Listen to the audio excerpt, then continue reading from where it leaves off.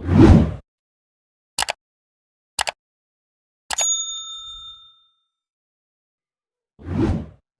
हिंद साथियों, स्वागत है आपका अपने YouTube चैनल MSGS अड्डा पर। आज मैं लेकर आया हूं आपके लिए एक नया टॉपिक, जहां से हम लोग पढ़ेंगे दिल्ली सल्तनत के बारे में। देखिए, दिल्ली सल्तनत की शुरुआत 1206 में से होती है, ठीक है। लेकिन दिल्ली सल्तनत को पढ़ने से पहले हम पढ़ लेंगे गुलाम वंश के बारे में, क्योंकि दिल्ली की राजगद्दी पर सबसे पहले गुलाम वंश बैठे थे। और मैंने आपको, जैसे कि पिछले क्लास में मैंने आपको यह क्लियर करा दिया कि संघर्ष के युगों में कि अरब वाले फिर तुर्क वाले कैसे आए, फिर तुर्क वालों के बाद जो गुलाम वंश की स्थापना होती है मोहम्मद गौरी के बाद, मोहम्मद गौरी का गुलाम कौन था, कुतुबुद्दीन ऐबक, ये मैंने आपको सारी चीज क्लियर करा रखी है। अच्छा, ये एक क्वेश्चन बनता है कि आखिर में इसे गुलाम वंश क्यों कहा गया। गुलाम वंश इसे इसलिए कहा गया क्योंकि जब कुतुबुद्दीन ऐबक दिल्ली की राजगद्दी पर बैठता है, क्यों बैठता है, कैसे बैठता है, सारी चीजें हम आगे क्लियर करेंगे। अभी सिर्फ मोटा मोटा समझेंगे, एक सरसरी नजर से देखेंगे उसको, और ये एहसास करेंगे कि मैं वही चीज पढ़ने वाला हूं। तो मैं एक चीज बताऊं दूं आपको कि कुतुबुद्दीन ऐबक मोहम्मद गौरी के गुलाम होने की वजह से इसे गुलाम वंश कहा गया, ठीक है। लेकिन कुतुबुद्दीन ऐबक जो है, मोहम्मद गौरी की जब मृत्यु हुई, अचानक मृत्यु होने की वजह से, किसी ने मारा नहीं था उसको, न किसी कोई बीमारी थी, अचानक मृत्यु होने की वजह से 1206 में कुतुबुद्दीन ऐबक को लाहौर के जो जनता थी उन्होंने बहुत सहयोग किया और उनको दिल्ली की राजगद्दी पर बैठा दिया। फिर उसके बाद हम देखेंगे कि 1206 से लेकर 1210 ईस्वी तक कुतुबुद्दीन ऐबक का शासन था 4 साल तक। और ज्यादातर इस वंश में ज्यादातर लोगों ने 4 साल ही तक शासन किया, इससे ज्यादा किसी ने नहीं किया। तो एक नजर हम इसको देख लें, उसके बाद इन सारे लोगों के बारे में हम लोग पढ़ेंगे। लेकिन एक चीज याद रखें, हम कुतुबुद्दीन ऐबक के बारे में पढ़ेंगे खास तौर से, इल्तुतमिश के बारे में पढ़ेंगे खास तौर से, फिर रजिया सुल्तान के बारे में पढ़ेंगे खास तौर से, और बलबन के बारे में पढ़ेंगे खास तौर से। और जैसे आराम शाह, रुकनुद्दीन फिरोज शाह, बहराम शाह, अलाउद्दीन मासूद और नसीरुद्दीन महमूद के बारे में पढ़ेंगे। कैकुकाबाद और शमसुद्दीन की उमर्स, ये तो सबसे आखिरी तुर्क शासक थे गुलाम वंश के, जिसकी हत्या करके फिरोज शाह अलाउद्दीन खिलजी जो है एक नए वंश की स्थापना करते हैं, जिसे खिलजी वंश कहा जाता है, ठीक है, 1290 से। तो क्या हुआ था कि कुतुबुद्दीन ऐबक के बाद जब इनकी मृत्यु हो गई तो इनके बेटे आराम शाह गद्दी पे बैठते हैं 1210 में। लेकिन इल्तुतमिश को ये चीज राग नहीं आई। इन्होंने ये कहा कि जब इनके पिता, मतलब मेरे ये क्या थे, गुलाम थे, ये कुतुबुद्दीन ऐबक के ही गुलाम थे। कौन? इल्तुतमिश।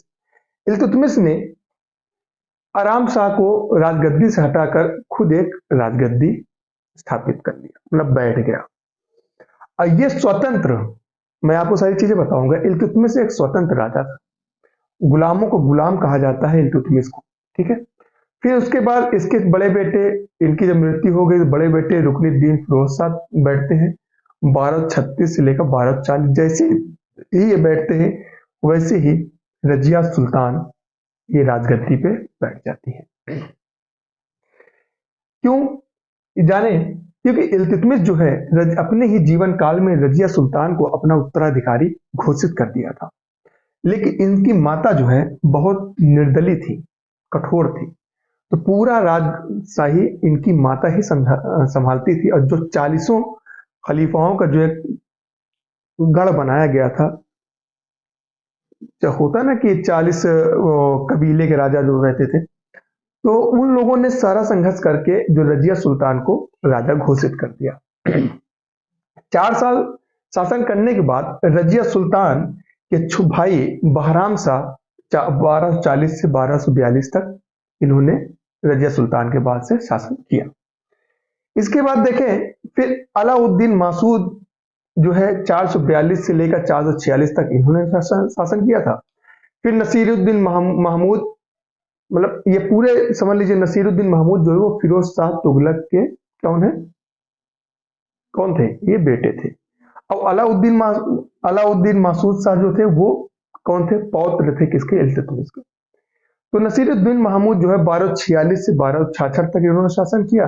फिर उसके बाद बलबन आ जाते हैं जो 87 तक करते हैं। फिर कैकूबाद जो आते हैं 1287 से 90 जैसे बैठते हैं। उसके बाद ये तुरंत शमसुद्दीन क्यूमर्स बैठते हैं और शमसुद्दीन क्यूमर्स की हत्या करके अलाउद्दीन खिलजी ने एक नए वंश की स्थापना कर देते हैं 1290 में, जिसे हम खिलजी वंश के बारे में पढ़ते हैं। ठीक है, अगले क्लास में पढ़ेंगे। ये क्लास ज्यादा बड़ी होने की वजह से हो सकता है कि मैं इसको 2 पार्ट में बना दूं, भाग 1 और भाग 2, मतलब पार्ट 1 पार्ट 2। इसके लिए आप लोग परेशान हो। ऐसा पढ़ाऊंगा कि बेसिक से बिल्कुल पढ़ा दूंगा आपको कि आपको फिर सिर्फ रिवीजन करने की जरूरत पड़ेगी। और उम्मीद करता हूं कि ये चीज कोशिश मैंने की है कि आपको इससे बेहतर कंटेंट शायद मिल जाए। यूट्यूब पे बहुत अच्छे अच्छे टीचर है, ऐसा नहीं कि सिर्फ मैं ही पढ़ा रहा हूँ, बहुत अच्छे अच्छे टीचर हैं, बहुत अच्छी अच्छी बातें पढ़ाए, मुझसे भी अच्छा पढ़ाए हैं, ऐसी बात नहीं। लेकिन जो मैंने कंटेंट तैयार किया है इससे मुझे लगता है कि आपको बहुत सारी नई चीजें इसमें सीखने को मिल जाएंगी। तो आइए बगैर देर किए शुरू करते हैं आज की क्लास। और उम्मीद करता हूं क्लास आपको बहुत अच्छी लगेगी। अच्छी लगे तो बस मैं आपको बताता ही हूँ, सब्सक्राइब कर दीजिएगा, लाइक शेयर कर दीजिएगा और दोस्तों तक पहुंचाइए वीडियो, ताकि हर बच्चे फ्री ऑफ कास्ट जो क्लासेस चल रही है मेरी, वो सबको फायदा हो जाए। मेरे टेलीग्राम से भी जुड़े, जिसमें मैं आपको करंट अफेयर की पीडीएफ डेली देता हूँ। ठीक है, और मेरा व्हाट्सएप नंबर 7844085202 पर आप मैसेज करें तो मैं व्हाट्सएप पे भी आपका ग्रुप बना रहा हूं, उससे भी आप जुड़कर आप डेली मुझसे मेरी वीडियो और करंट अफेयर वहां से भी प्राप्त कर सकते हैं। तो देखिए, शुरुआत होती है कि उत्तरी भारत, कहां से? उत्तरी भारत के अंतिम तुर्क विजेता शासक मोहम्मद गौरी की कोई संतान नहीं थी। क्या हुआ? अगर मोहम्मद गौरी की कोई संतान होती तो कुतुबुद्दीन ऐबक को यहां लाहौर को, मतलब भारत में छोड़ के वो नहीं जाता। ठीक है, क्या हुआ कि उत्तरी भारत के अंतिम तुर्क विजेता शासक मोहम्मद गौरी की कोई संतान नहीं थी। वह भारत में बहुत बड़ी संख्या में अपने साथ दास ले आया था। दास का मतलब क्या होता है? नौकर। ठीक है, ये बहुत बड़ी संख्या में, सिर्फ ऐसा नहीं कि सिर्फ कुतुबुद्दीन ऐबक ही इसके साथ दास बन के आया था, नहीं, बहुत सारे लोग थे। मैं अपने साथ दास लेकर आया था। और मोहम्मद गौरी की 1206 में अचानक मृत्यु होने के कारण लाहौर के स्थानीय नागरिकों के अनुरोध पर कुतुबुद्दीन ऐबक ने सत्ता ग्रहण कर ली। क्या बात समझा आपने? कि मोहम्मद गौरी के कोई पुत्र नहीं होने की वजह से मोहम्मद गौरी की 1206 में अचानक मृत्यु होने के कारण लाहौर के स्थानीय नागरिकों ने के अनुरोध पर, उनकी गुजारिश पर मोहम्मद कुतुबुद्दीन ऐबक ने सत्ता ग्रहण की। फिर 1206 से लेकर 1290 ईस्वी के मध्य यह वंश गुलाम वंश के नाम से विख्यात था। बात समझ में आ गई कि 1206 से लेकर 1290 तक यह पूरा गुलाम वंश चला है। क्यों भाई? कुतुबुद्दीन ऐबक का बेटा ये भी तो गुलामी होगा, फिर गुलामों का गुलाम इल्तुतमिश वो भी गुलाम, उसका बेटा वो भी गुलाम, फिर रजिया सुल्तान गुलाम, मतलब भाई बाप गुलाम है तो बेटा भी गुलामी कहलाएगा।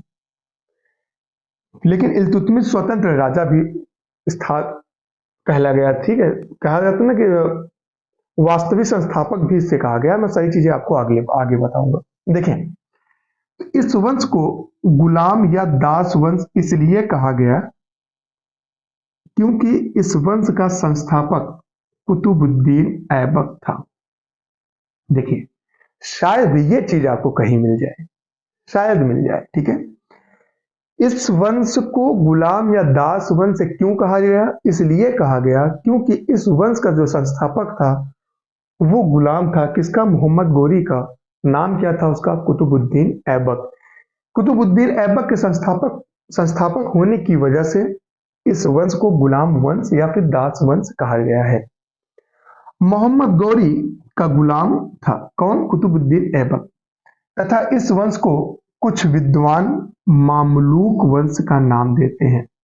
ये याद रखे, एग्जाम में पूछ सकता है। ठीक है।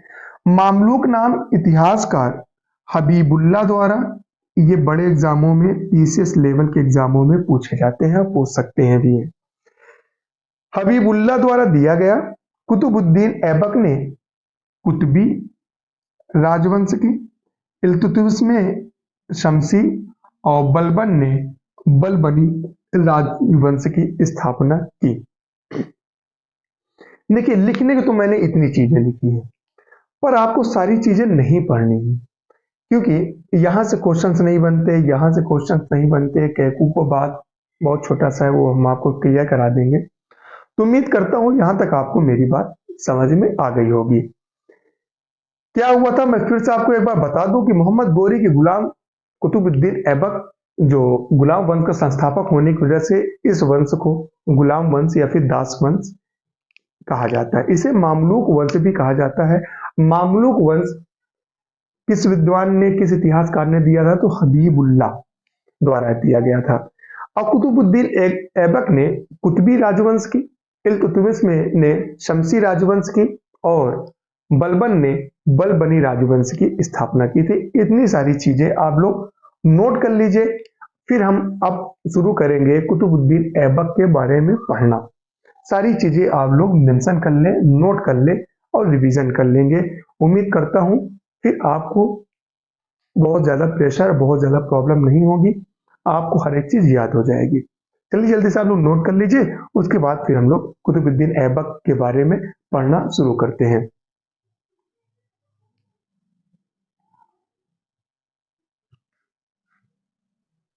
तो आइए फिर शुरू करते हैं हम लोग कुतुबुद्दीन ऐबक के बारे में पढ़ना। इससे पहले हमने सारी चीजें देख ली, कुतुबुद्दीन ऐबक कैसे शासक बनता है, इसको किसने शासक बनाया, वो सारी चीजें को हम लोग देख लेंगे। सारी चीजें हम लोगों ने इससे पहले जो चीजें हमने डिस्कस की, उत्तर भारत में जो तुर्क शासक थे उनके गुलाम कौन था, कुतुबुद्दीन ऐबक। अब कुतुबुद्दीन ऐबक दिल्ली सल्तनत का, तुर्क राज का संस्थापक माना जाता है। इस सारी चीजों को हम लोग डिस्कस करेंगे इस क्लास में। तो आइए शुरू करते हैं क्लास।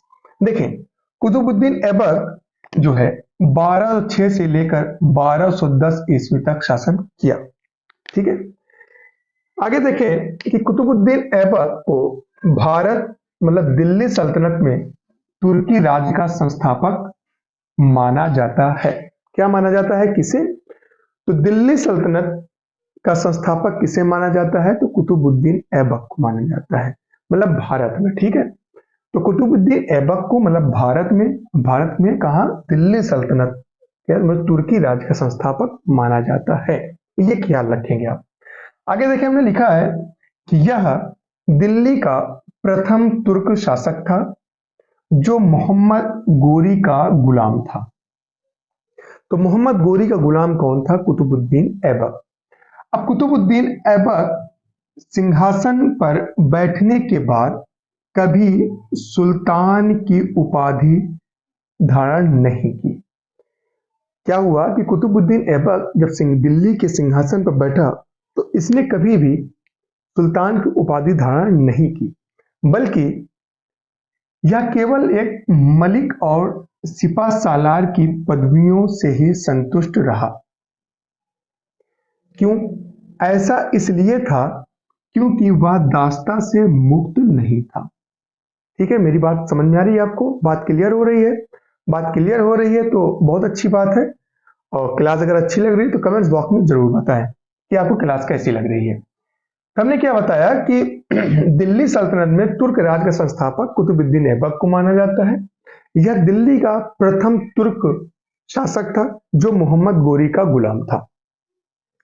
कुतुबुद्दीन ऐबक सिंहासन पर बैठने के बाद कभी सुल्तान की उपाधि धारण नहीं की।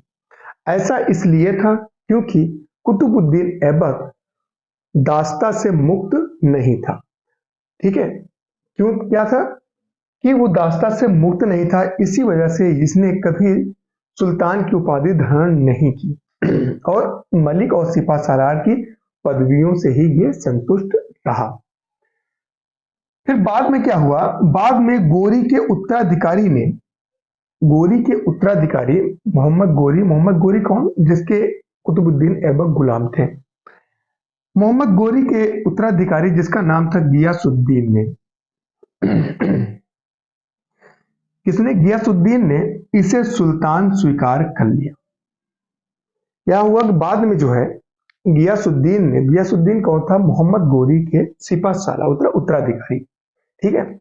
इसने क्या है कि कुतुबुद्दीन ऐबक को सुल्तान जो है स्वीकार कर लिया और इसे दास्ता से मुक्ति दिला दी। क्या कर दिया, सुल्तान स्वीकार करने के बाद इसे दास्ता से मुक्ति 1208 ईस्वी में मिल गई। कुतुबुद्दीन ऐबक को जो है दास्ता से मतलब गुलामों से जो मुक्ति मिली, कब मिली, तो 1208 ईस्वी में मिली। तो कुतुबुद्दीन ऐबक का राजरोहण जो हुआ था वो 1206 में हुआ था। कहाँ हुआ था, तो लाहौर में हुआ था। लाहौर को इसने अपनी राजधानी बना ली थी। ठीक है, बात क्लियर हो गई, बात समझ में आ गई, तो अच्छी बात है। अगर आपको बात समझ में आ गई, अगर नहीं बात समझ में आ रही है तो थोड़ा सा आप लोग बादाम खाना शुरू कर दीजिए, ठीक है। क्योंकि अब इतने भी आसान लैंग्वेज में, इतने भी प्यार से समझाने के बावजूद अगर आपको ये चीज नहीं याद हो रही, नहीं चीज समझ में आ रही है, तो रिक्वेस्ट है आप लोगों से कि डेली एक बादाम पानी में भिगो दिया कीजिए, उसको लगाड़ा करिए और उसको देसी घी के साथ खाया करिए। उससे कहते हैं कि मानसिक दिमाग जो है आपका तेज होता है और जो चीज पढ़ेंगे आपको याद हो जाएगा, ठीक है। अगर इतने भी आसानी से अगर आपको याद नहीं हो रहा है तो याद हो जा रहा है तो बहुत अच्छी बात है। और कमेंट्स बॉक्स में कमेंट करके बता दीजिएगा, ठीक है, कि आपको क्लास कैसी लग रही है। अच्छी लग रही है तो भी कमेंट्स कर दीजिएगा, नहीं अच्छी लगी तो भी कमेंट कर दीजिएगा कि सर आपकी क्लास मुझे अच्छी नहीं लगी, ठीक है। और नहीं याद हो रहा है इतनी आसानी में, फिर से बादाम कहूंगा, बादाम खाया कीजिए आप लोग, अखरोट और बादाम खाया कीजिए, ठीक है। तो एक बार रिवीजन कर लेते हैं कि कुतुबुद्दीन ऐबक को भारत में दिल्ली सल्तनत में तुर्क राज्य का संस्थापक माना जाता है। यह दिल्ली का प्रथम तुर्क शासक था। यह मोहम्मद गोरी का गुलाम था, ठीक है। कुतुबुद्दीन ऐबक सिंहासन पर बैठने के बाद कभी भी सुल्तान की उपाधि धारण नहीं की। ऐसा इसलिए था क्योंकि यह दास्ता क्या है, गुलामी से यह मुक्त नहीं था, ठीक है। बाद में मोहम्मद गोरी के उत्तराधिकारी गियासुद्दीन ने इसे सुल्तान स्वीकार कर लिया और इसे दास्ता से मुक्ति 1208 ईस्वी में मिल गई। कुतुबुद्दीन ऐबक का राजरोहण जो हुआ था वो 1206 ईस्वी में लाहौर में हुआ था और कुतुबुद्दीन ऐबक ने जब सिंहासन पर बैठे तो इन्होंने लाहौर को ही अपनी राजधानी बना ली। क्या ये बात आपको क्लियर हो गई? तो चलिए देखें। अब हम देखेंगे कुतुबुद्दीन ऐबक की कुछ उपाधियां थी। उपाधियां क्या है? 3 उपाधियां उनको मिली थी। पहली उपाधि के नाम है ये, ऐबक लाखों में दान दिया करता था। कितने में? लाखों में दान दिया करता था। इसी असीम उदारता के लिए उसे लाख बख्श कहा जाता है। तो लाख बख्श किसे कहा जाता है? तो कुतुबुद्दीन ऐबक को लाख बख्श मतलब लाखों का दान देने वाला भी कहा जाता है। दूसरी थी उपाधि थी, इसे हातिम ताई भी कहते हैं। किसे? कुतुबुद्दीन ऐबक को हातिम ताई भी कहते हैं। तीसरी उपाधि थे, इसे कुरान खां भी कहते हैं, ठीक है। तो पहली उपाधि, ऐबक लाखों में दान दिया करता था, इसीलिए इसे लाख बख्श के नाम से जानते थे, लाख बख्श की उपाधि थी। दूसरी इसकी उपाधि थी कि इसे हातिम ताई भी कहते थे।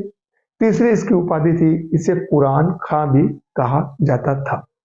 मेरे ख्याल से ये उपाधियां तो आपको याद हो गई होंगी, ठीक है। इसके बाद देखें, ये उपाधि नहीं है, ठीक है, अगला टॉपिक है। देखें कि ऐबक के प्रसिद्ध सूफी संत ऐबक ने मतलब कुतुबुद्दीन ऐबक ने प्रसिद्ध सूफी संत कुतुबुद्दीन बख्तियार काकी के नाम पे ख्वाजा कुतुबुद्दीन बख्तियार काकी के नाम पर दिल्ली में स्थित कुतुब मीनार की आधारशिला रखी। इसे इल्तुतमिश ने पूरा करवाया। सारी चीज हम आपको बता दें, पहले एक बार पढ़ लीजिए आप।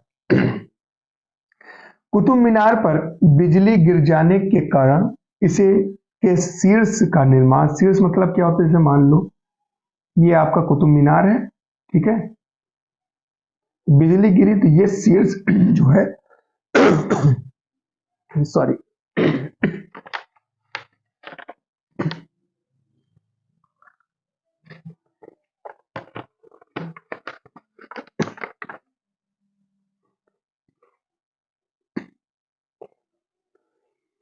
सीड्स मतलब क्या है? ऊंचा, सबसे ऊपर वाला। तो दिल्ली में इसके सीड्स का पुनर्निर्माण, क्योंकि जब बिजली गिरती है तो वहां पे डैमेज हो जाता है, तो इसका पुनर्निर्माण फिरोज शाह तुगलक ने करवाया। किसने करवाया था? तो फिरोज शाह तुगलक ने करवाया। मैं एक बार पढ़ दे रहा हूँ कि पूरी तरीके से मैं आपको समझा दूंगा, उसके लिए बिल्कुल मत परेशान हुआ करें आप लोग। तो देखिए 1210 ईस्वी में चौगान खेलते हुए समय घोड़े से गिर जाने के कारण गिरकर ऐबक की मृत्यु हो गई। कब हो गई? तो 1210 में। ठीक है। तो ऐबक के बाद इसका बेटा आराम शाह शासक बना, जिसे इल्तुतमिश ने हटाकर खुद शासक बन गया।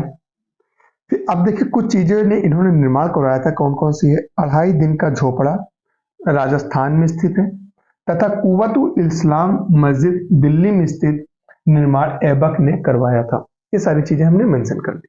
अब समझिए, अब मैं आपको समझा दूं क्या हुआ।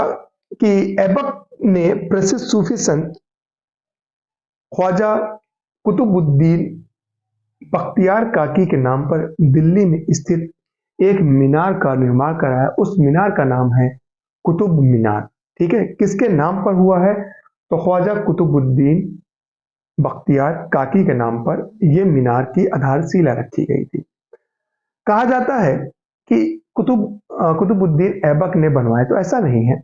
कुतुबुद्दीन ऐबक ने शुरुआत किया था, एक आधारशिला रखी थी, थोड़ा सा काम कराया था, उसके बाद इनकी मृत्यु हो जाने की वजह से इल्तुतमिश ने इनके पूरे काम को, पूरे कार्य को जो है एक मतलब कुतुब मीनार को पूरी तरीके से बनवाया, पूरी आधारशिला रख के पूरा बनवा दिया।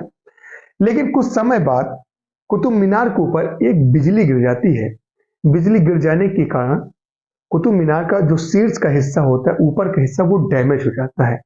और जब ये चीज होता है तो उस वक्त जो शासन होता है वो शासन होता है किसका? फिरोज शाह तुगलक का।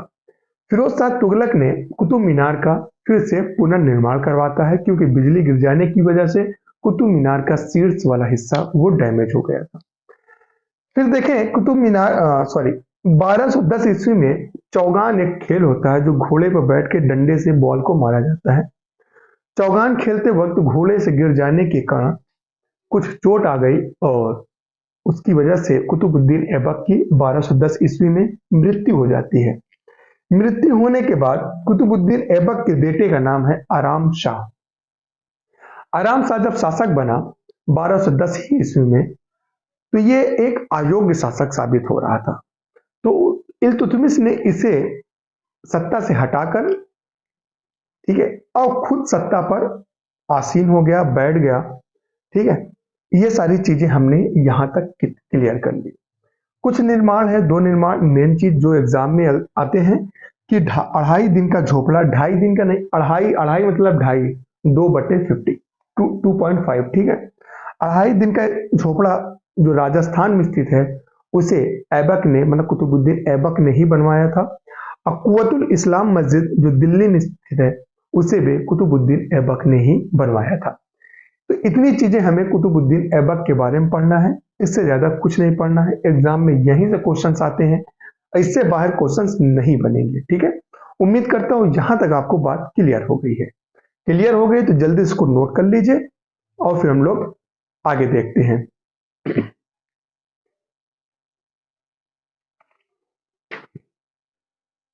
तो क्या देखा हम लोगों ने? हम लोग देख लिया कि कुतुबुद्दीन ऐबक के बारे में पढ़ लिया। अब हम लोग पढ़ेंगे इल्तुतमिश के बारे में। इल्तुतमिश का जब शासन काल जो शुरू होता है, जो आराम शाह को हटाकर इल्तुतमिश जो अपना राजा बनता है, शासक बनता है, 1210 में इसने गद्दी पे पकड़ा और 1236 तक इसने राज किया। कहां पे? दिल्ली में। देखिए आज हम इसी बारे में पढ़ेंगे, इल्तुतमिश के बारे में। और आज की क्लास में हम लोगों ने कुतुबुद्दीन ऐबक और इल्तुतमिश के बारे में ही पढ़ेंगे। नेक्स्ट क्लास में हम लोग रजिया सुल्तान, नसीरुद्दीन महमूद और बलबन के बारे में कवर कर लेंगे, क्योंकि क्लास बहुत बड़ी हो जाएगी, तो बहुत ज्यादा मैं आपके ऊपर बर्डन नहीं देना चाहता। थोड़ा थोड़ा पढ़ाना चाहता हूं ताकि आपको हर एक चीज क्लियर हो जाए और आप अच्छे से रिवीजन भी कर सके। इसीलिए हम इसको 2 पार्ट में बनाएंगे। ठीक है। तो आइए देरी किए बगैर शुरू करते हैं, इसको भी पढ़ लेते हैं इल्तुतमिश के बारे में। हमने लिखा है कुतुबुद्दीन ऐबक का दामाद, तो इल्तुतमिश कौन था पहले वो जान ले। इल्तुतमिश कुतुबुद्दीन ऐबक का दामाद भी था, गुलाम भी था और इसका उत्तराधिकारी भी था। ठीक है, इसीलिए कुतुबुद्दीन ऐबक को गुलामों का गुलाम कहा जाता है। क्यों कहा गया? क्योंकि कुतुबुद्दीन ऐबक का गुलाम था इल्तुतमिश, और कुतुबुद्दीन ऐबक किसका गुलाम था? तो मोहम्मद गोरी का। तो मोहम्मद गोरी का गुलाम कुतुबुद्दीन ऐबक और गुलाम का गुलाम इल्तुतमिश, इसीलिए इसे गुलामों का गुलाम भी कहा जाता है। मैंने इसमें इसको मेंशन नहीं किया है, तो इसको आप लोग याद रखें कि गुलामों को गुलाम इल्तुतमिश को कहा जाता है। तो आइए बगैर देरी किए शुरू कर देते हैं, इसको भी पढ़ लेते हैं। तो कुतुबुद्दीन ऐबक का दामाद व गुलाम तथा उत्तराधिकारी इल्तुतमिश का कौन था? इल्बारी तुर्क। कौन था? इल्बारी तुर्क। ठीक है, तो इल्तुतमिश जो था ना वो इल्बारी तुर्क था।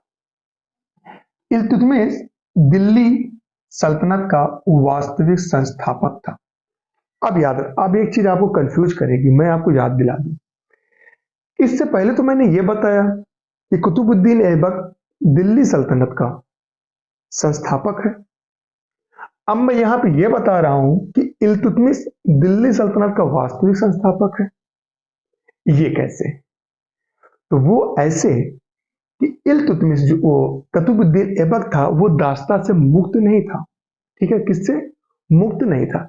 लेकिन इल्तुतमिश जब दिल्ली की राजगद्दी में बैठते हैं और 1229 ईस्वी में इसे बगदाद के खलीफा अब्बासी ने से सुल्तान की उपाधि इसने धारण कर लिया था। ठीक है, हम सारी चीजें आपको क्लियर कर देते हैं। देखिए, तो क्या आपने पढ़ा कि इल्तुतमिश दिल्ली सल्तनत का वास्तविक संस्थापक था। ऐबक की मृत्यु के समय इल्तुतमिश जो है बदायूं का सूबेदार था। ये एग्जाम किसमें? यूपी पीसीएस वगैरह में पूछ लिया जाता है और इंटरव्यू में भी पूछे जाते हैं, और खासतौर से जिनका मेन सब्जेक्ट होता है हिस्ट्री, उससे। तो बदायूं का सूबेदार तो कौन था? कब? ऐबक की मृत्यु के समय इल्तुतमिश जो था वो बदायूं का सूबेदार था। यार मैं एक चीज बताऊं आपको, अगर आपको अब मेरी लैंग्वेज नहीं समझ में आ रही है, इतने आसान लैंग्वेज में मैं पढ़ा रहा हूं, धीरे धीरे बोल के पढ़ा रहा हूं, अच्छे से समझा के कहानी की तरह भी बता दे रहा हूं, अगर अब नहीं समझ रहे हो ना मेरे भाई, तो आप लोग बेकार हो, कभी नहीं समझ सकते हो, कोई नहीं फिर पढ़ा सकता है आपको। ठीक है, मैं तो यही कहूंगा आपको फिर कोई अब नहीं पढ़ा सकता। अगर आपको अब इतनी आसान लैंग्वेज में आपको नहीं समझ में आ रही है, तो अब आपको फिर कोई नहीं पढ़ा सकता। पढ़ा सकता है कौन? आप खुद अपने आप को। आप अपने आप को मन लगाइए, अच्छे से समझने की कोशिश करिए, और मैं उम्मीद करता हूं कि आपको मेरी बात समझ में आ रही होगी। कमेंट्स में जरूर करिएगा, बताइएगा कि आपको क्लास समझ में आई है कि नहीं आई है। कोई कंफ्यूजन हो तो मेरा व्हाट्सएप नंबर है 7844085202 पर आप व्हाट्सएप कर दें, हम आपका ग्रुप बना देंगे, उस पर आप डिस्कस भी कर सकते हैं। ठीक है, कोई भी कंफ्यूजन हो उस पर आप क्लियर भी कर सकते हैं। टेलीग्राम पे मेरे जुड़ सकते हैं, मेरे टेलीग्राम MSGS अड्डा को सर्च करेंगे, टेलीग्राम आ जाएगा, उसमें हम करंट अफेयर भी देंगे। व्हाट्सएप पे भी हम आपको करंट अफेयर डेली अपलोड कर रहे हैं, उसको भी देख सकते हैं आप। तो समझने की कोशिश करिए, बहुत आसान लैंग्वेज में पढ़ा रहा हूँ, और वही चीजें मैं आपको बहुत अच्छे से बता रहा हूँ जो एग्जाम में पूछे जाते हैं और पूछे जाएंगे। ठीक है, तो चलिए आगे मर्जी आपकी, समझ लीजिए तो बहुत अच्छा है, नहीं समझ पा रहे हैं तो फिर आगे मर्जी आपकी। तो हमने क्या बताया कि बदायूं का सूबेदार था और इसने इल्तुतमिश ने ही दिल्ली को अपनी राजधानी बनाई। ठीक है, फिर 1229 ईस्वी में बगदाद के खलीफा अब्बासी से सुल्तान की उपाधि धारण कर ली। किसने? इल्तुतमिश ने। इसीलिए इसे दिल्ली का वास्तविक संस्थापक माना जाता है। ठीक है, अब बात समझ में आ गई क्यों माना जाता है? क्योंकि 1229 ईस्वी में बगदाद के खलीफा अब्बासी से इल्तुतमिश ने सुल्तान की उपाधि धारण कर ली, जिसकी वजह से इसे दिल्ली का वास्तविक संस्थापक माना जाता है। क्लियर हो गई बात? सब क्लियर हो जाएगा। आगे देखें, फिर 1221 ईस्वी में दिल्ली सल्तनत को चंगेज खां के आक्रमण का खतरा उत्पन्न हो गया। ठीक है, कब? 1221 ईस्वी में दिल्ली सल्तनत को चंगेज खां के आक्रमण का खतरा उत्पन्न हुआ और चंगेज खां ने जलालुद्दीन मांगबरनी पर आक्रमण कर दिया। किसमें? जलालुद्दीन मांगबरनी पर आक्रमण कर दिया। अब जब चंगेज खां ने जलालुद्दीन मांगबरनी पर आक्रमण किया तो जलालुद्दीन मांगबरनी दौड़कर भाग के पागलों की तरह पहुंच गया किसके पास? इल्तुतमिश के पास। और उनसे उन्होंने यह कहा कि मुझे शरण दे दीजिए, मुझे चंगेज खां से बचा लीजिए। तो इल्तुतमिश ने अपने आप को बचाने के लिए दिल्ली सल्तनत को और अपने सल्तनत को बचाने के लिए साम्राज्य को इन्होंने मांगबरनी की मांग को ठुकरा दिया और इन्होंने शरण नहीं दी, जिसकी वजह से इल्तुतमिश ने अपनी भी जान बचाई और सारी चीजों को क्लियर कर दिया, मतलब खतरा टाल दिया। तो वही सारी चीजें हम देखेंगे कि चंगेज खां ने जलालुद्दीन मांगबरनी पर आक्रमण किया। जलालुद्दीन ने इल्तुतमिश से शरण मांगी। किससे मांगी? इल्तुतमिश से शरण मांगी। किसने मांगी थी? तो जलालुद्दीन ने। ठीक है, लेकिन इल्तुतमिश ने क्या हुआ? लेकिन इल्तुतमिश ने इनकार करके चंगेज खां के आक्रमण से अपनी रक्षा की, क्योंकि इसे पता था चंगेज खां एक ऐसा योद्धा था कि जिसने कहा कि पूरे भारत को ये राउंड देता था। समझ में आई बात?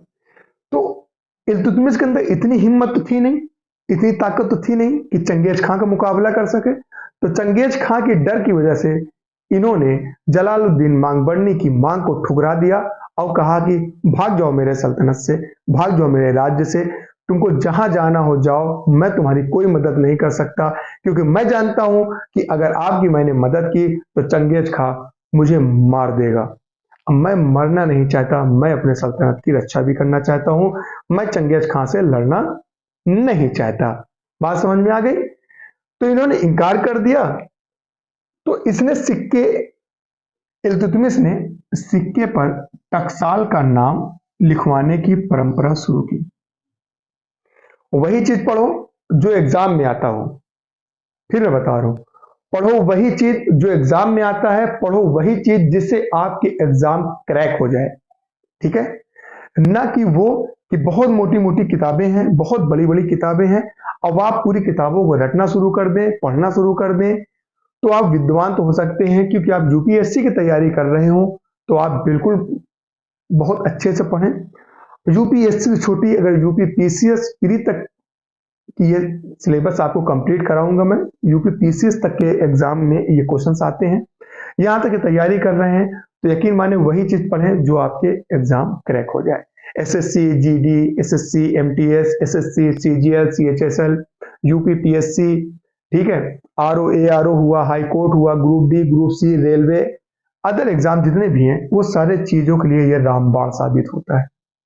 एसएससी एमटीएस के पेपर हो रहा है, उसमें आप उठा के देख लीजिए, एनसीईआरटी हिस्ट्री जितना जहां मैंने पूरी जो कंप्लीट करा रखी है, प्लेलिस्ट पे है, उसको आप लोग देखें, उसमें से हर सेट में क्वेश्चन पूछे जा रहे हैं, मेरे पढ़ाए हुए भी क्वेश्चन पूछे जा रहे हैं, उसको आप लोग मेंशन कर सकते हैं, देख सकते हैं उसको आप।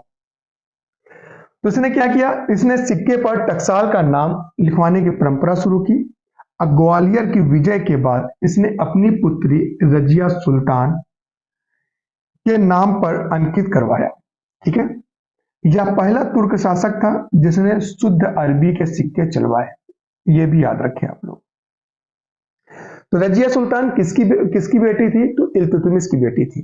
ठीक है, और ये ग्वालियर की विजय के बाद जो है ना, अपनी पुत्री का नाम जो है सिक्के पे गुदवाना शुरू कर दिया। और यही एक ऐसा तुर्क शासक था इल्तुतमिश जिसने शुद्ध अरबी सिक्के चलवाए थे। पहला तुर्क शासक ऐसा था जिसने अरबी के शुद्ध अरबी सिक्के चलवाए थे। मेरे ख्याल से यहां तक आपको बात क्लियर हो गई होगी, समझ में आ गई होगी। अब नहीं समझे तो कभी नहीं समझोगे, आगे मर्जी आप लोगों की। आगे देखें, हमने लिखा है कि इल्तुतमिश के दो महत्वपूर्ण सिक्के चलवाए थे इल्तुतमिश ने। वो कौन कौन से? पहले तो है चांदी का टंका, दूसरा है तांबे का जीतल। ये दो सिक्के बहुत महत्वपूर्ण है, इसको आप लोग जरूर याद रखें कि इल्तुतमिश द्वारा चलवाए गए दो सिक्के, एक चांदी का टंका, दूसरा तांबे का जीतल। आगे देखें कि इल्तुतमिश के सल्तनत काल के 3 महत्वपूर्ण अंग थे। पहला था इक्ता प्रणाली, दूसरा था मुद्रा प्रणाली, तीसरा था सेना। ठीक है। अब क्या हुआ कि इक्ता प्रणाली क्या है कि धन के स्थान पर वेतन के रूप में भूमि प्रदान करना। मुद्रा प्रणाली से बात इतना जान लें कि मुद्रा प्रणाली इसकी एक महत्वपूर्ण अंग है। ठीक है। तीसरा देखिए सेना क्या है। इसने 40 सरदारों का एक सलाहकार परिषद बनाया था, जिसे तुर्के चिहलमानी या दल चालीसा के नाम से जानते हैं। क्लियर हो गई यहां तक बात। तो इतनी चीज आप लोग रिवीजन कर लीजिए और इतनी जल्दी से आप लोग इसको नोट डाउन कर लीजिए, फिर हम लोग आगे देखते हैं आगे क्या पढ़ना है। इल्तुतमिश के बारे में कुछ और पढ़ना है थोड़ा बहुत। ठीक है, क्योंकि तराइन का तृतीय युद्ध भी इल्तुतमिश ने ही लड़ा था, तो कैसे वो सारी चीज हम क्लियर कर देंगे। और आज की क्लास में इल्तुतमिश तक ही पढ़ेंगे। उसके बाद हम लोग रजिया सुल्तान, नसीरुद्दीन महमूद शाह के बारे में पढ़ेंगे, फिर बर्बर के बारे में अगली क्लास में हम लोग क्लियर कर लेंगे। जल्दी से नोट डाउन। तो क्या हुआ कि इल्तुतमिश जो है, इल्तुतमिश ने 1215 ईस्वी में तराइन का तृतीय युद्ध ताजुद्दीन इल्दौज को पराजित किया था। ठीक है। इससे पहले हमने आपको बताया था 1191 1192 प्रथम युद्ध और द्वितीय युद्ध जो हुआ था। ठीक है। तो इसमें इल्तुतमिश ने 1215 ईस्वी में तराइन का तृतीय युद्ध ताजुद्दीन इल्दौज को पराजित किया था। और इल्तुतमिश ने एक नियम लागू किया था कि जिस भी इंसान को न्याय की जरूरत हो वो लाल वस्त्र पहनकर दरबार में आए, उसे न्याय जरूर मिलेगा। तो इसने क्या किया कि इल्तुतमिश ने न्याय मांगने के लिए लाल वस्त्र पहनने की परंपरा को चलाया था, जिसका फायदा कौन उठाता है? रजिया सुल्तान। आगे मैं बताता हूं। इल्तुतमिश की मृत्यु 1236 ईस्वी में हुई। कब हुई मृत्यु उसकी? 1236 ईस्वी में हुई। यह अपने जीवन काल में ही रजिया को अपना उत्तराधिकारी बना दिया था। इल्तुतमिश जब जिंदा था तभी इसने रजिया सुल्तान को अपना उत्तराधिकारी बना दिया था और यह कह दिया था कि मेरे मरने के बाद मेरी बेटी रजिया सुल्तान वो दिल्ली सल्तनत का शासक बनेगी। लेकिन हुआ क्या कि इल्तुतमिश की मृत्यु के बाद 40 सरदारों ने इल्तुतमिश ने 40 सरदारों का एक गठन किया था ना, तो उन्होंने क्या किया, इन 40 सरदारों ने दिखा दी अपनी औकात। रजिया को सुल्तान न बनाकर रुकनुद्दीन फिरोज शाह को अपना शासक बना लिया। ठीक है। किसको बना लिया? तो रुकनुद्दीन फिरोज शाह को। अब ये थे कौन? ये थे इल्तुतमिश के छोटा बेटा। ठीक है। जो इल्तुतमिश का छोटा बेटा था। लेकिन रजिया सुल्तान ने जुमे के दिन, फ्राइडे के दिन, जिसको फ्राइडे के दिन जो है ना, लाल वस्त्र पहनकर रजिया ने जुमे के दिन मस्जिद के सामने जनता के बीच पहुंच गई। जनता के बीच पहुंचने के बाद इसने अपनी सारी बातें बताई। क्या तुम्हें नहीं मालूम, मेरे वालिद ने, मेरे पिता ने मुझे अपने जीवन काल में उत्तराधिकारी बनाया था। क्या तुम्हें नहीं मालूम कि सरदार ने अपने मरने से पहले यह बताया था कि मेरे मरने के बाद मेरी बेटी रजिया सुल्तान दिल्ली सल्तनत का शासक बनेगी। कहां रह गया आप लोगों का जमीर? मतलब बहुत उकसाया, बहुत कुछ बताया कि अब भड़को, अब भड़को, अब भड़को। तो जनता भड़क गई। अब जब जनता भड़क गई तो क्या हुआ कि न्याय की मांग की जनता के हस्तक्षेप के बाद रजिया को शासक बना लिया गया। मतलब रजिया ने लाल वस्त्र पहनकर जनता को इतना भड़काया, इतना भड़काया, तुम्हें नहीं पता मेरे पिता ने मुझसे क्या कहा था, तुम लोगों से क्या कहा था, मेरे मरने के बाद मेरी बेटी रजिया सुल्तान जो है वो दिल्ली सल्तनत का शासक बनेगी। क्या भूल गए तुम लोग? क्या यही वफादारी है? सारी चीजें उन्होंने बताया। तो उम्मीद करता हूं क्लास अच्छी लगी होगी। क्लास अच्छी लगी तो लाइक शेयर सब्सक्राइब करें। मिलते हैं आपके साथ नए क्लास में, नई उमंग नई जोश के साथ। तब तक के लिए आप अपना ख्याल रखें। जय हिंद।